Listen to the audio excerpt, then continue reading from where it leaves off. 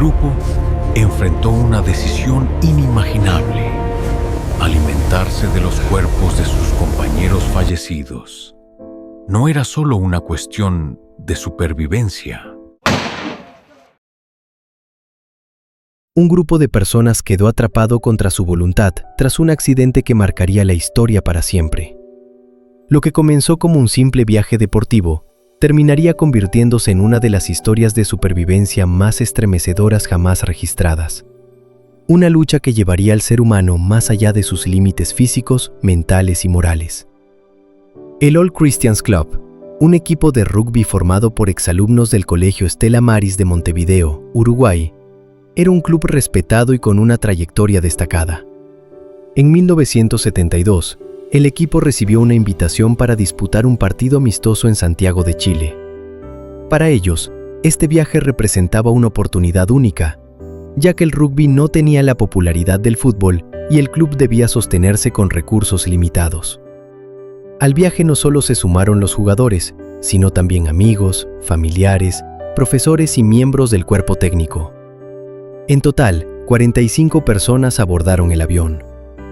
El 12 de octubre de 1972, despegaron a bordo de un Fairchild FH-227, perteneciente a la Fuerza Aérea Uruguaya, una aeronave considerada confiable para vuelos de corta y media distancia.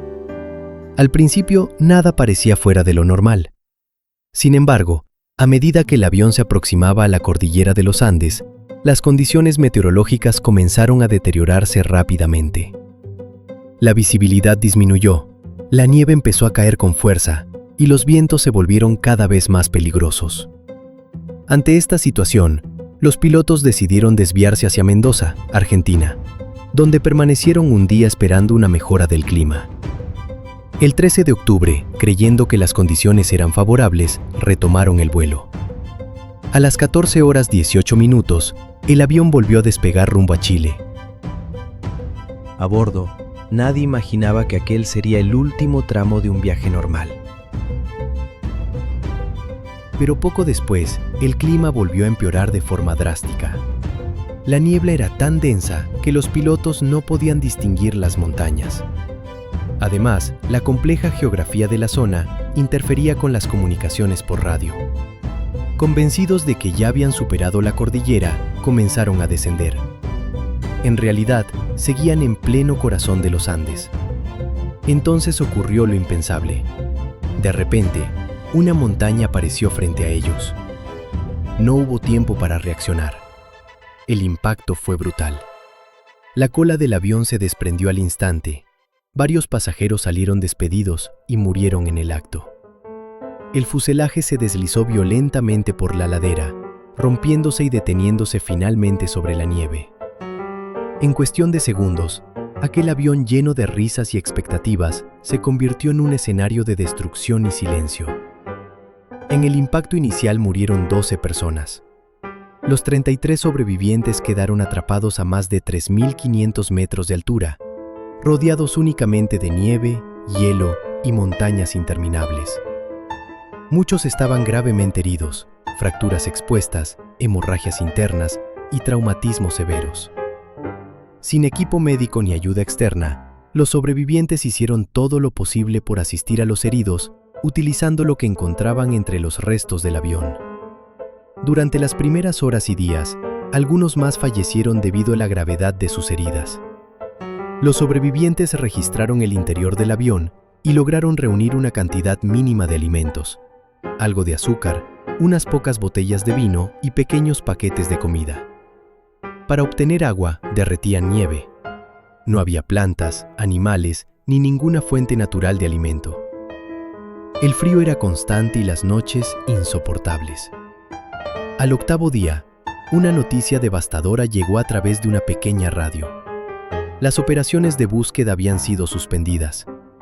Las autoridades creían que no había sobrevivientes. En ese momento, la última esperanza de rescate desapareció.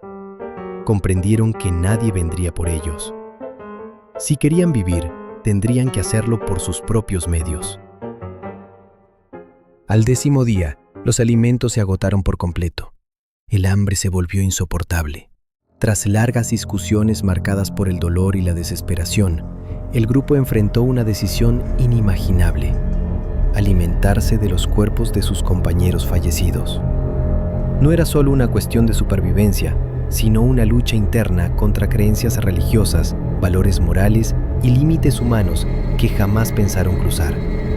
Cada bocado tenía un peso psicológico enorme, pero la alternativa era la muerte segura.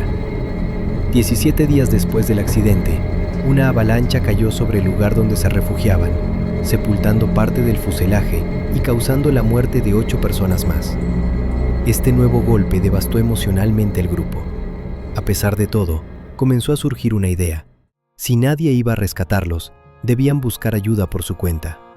Liderados por Nando Parrado, quien había perdido a su madre y a su hermana en el accidente, y Roberto Canessa, decidieron intentar cruzar las montañas. Tras casi 60 días desde el accidente y con la llegada del verano en el hemisferio sur, ambos emprendieron la travesía. Sin el equipo adecuado, enfrentaron glaciares, pendientes imposibles y un agotamiento extremo. Durante aproximadamente 10 días caminaron al límite de sus fuerzas. Finalmente, al descender a zonas más bajas, se encontraron con un pastor. Al escuchar su relato, este dio aviso inmediato a las autoridades. Poco después, se organizó una operación de rescate.